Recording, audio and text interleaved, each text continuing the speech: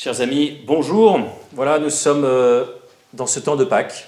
Nous avons vécu la semaine sainte ensemble. Nous avons vécu le dimanche de la résurrection, le dimanche de Pâques ensemble. Alors en communion de prière, bien sûr. Et nous sommes encore dans ce temps pascal. Et nous sommes dans ce temps pascal jusqu'à la Pentecôte. Et ce temps pascal, il est là justement pour faire fructifier tout ce que nous avons reçu pendant la semaine sainte, tout ce que nous avons reçu le dimanche de la résurrection.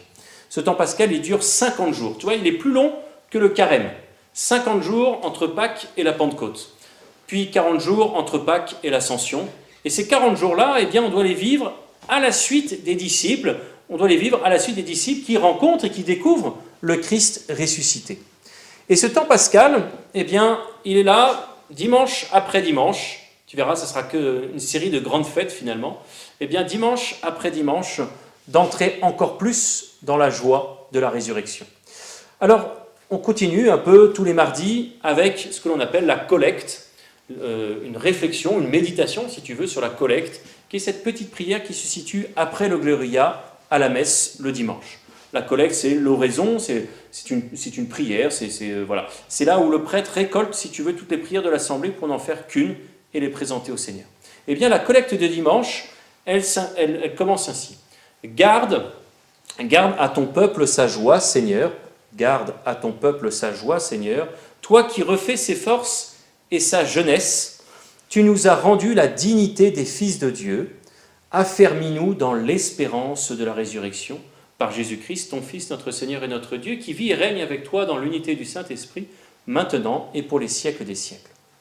Amen. Alors, on va essayer d'apprendre morceau par morceau.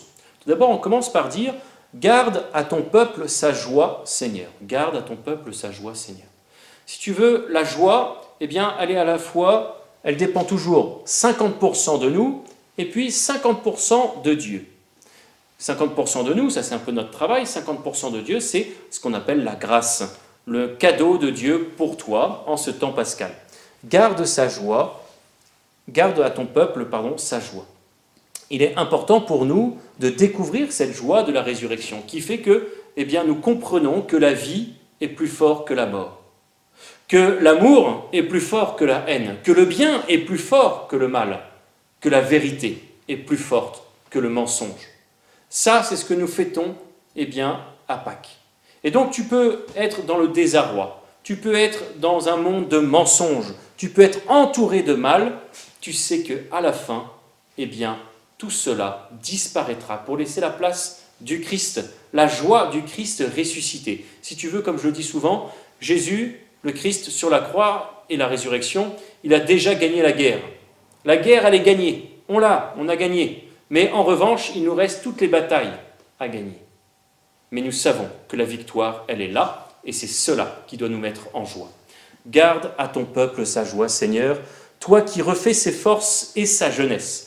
Refaire ses forces en Dieu, trouver sa force en Dieu, aussi bien dans la joie que dans la peine, aussi bien dans la santé que dans la maladie, dans le bonheur et les difficultés. Trouver sa force en Dieu. Voilà ce que nous proposons de vivre pendant tout le temps pascal. Et puis, qui refait sa jeunesse. La jeunesse, comme disait le général MacArthur, la jeunesse est un état d'esprit.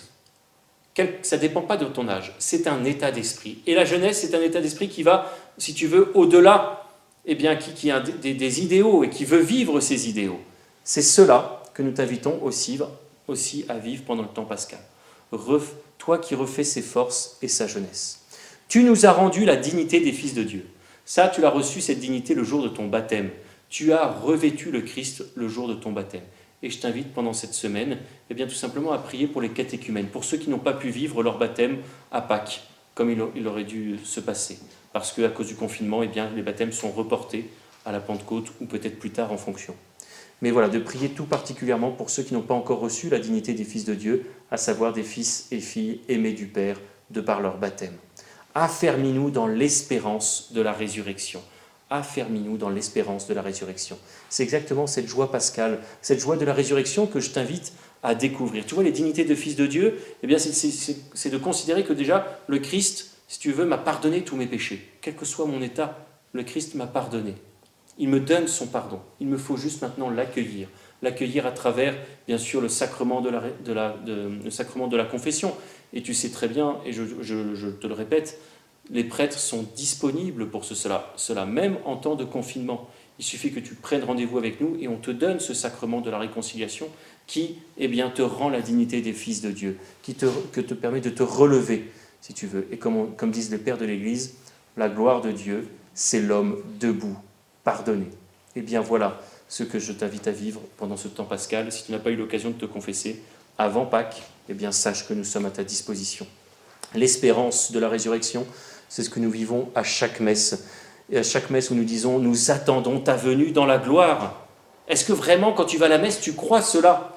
Est-ce que tu as ce désir que le Christ revienne en gloire ? Est-ce que tu as ce désir que ce soit la résurrection des morts ? Est-ce que tu as ce désir que ce soit la victoire de Dieu ? Si c'est tel est ton désir, alors, eh bien, entre dans le combat de Dieu, les yeux fixés sur Jésus-Christ. Entre dans ce combat de Dieu. À chaque messe, tu dois avoir ce désir ardent de la résurrection. Si tu veux, tu as ce désir, eh bien, que le confinement soit terminé. Tu n'as qu'une hâte, c'est que le confinement soit terminé. Tu n'as qu'une hâte, c'est de pouvoir sortir de chez toi.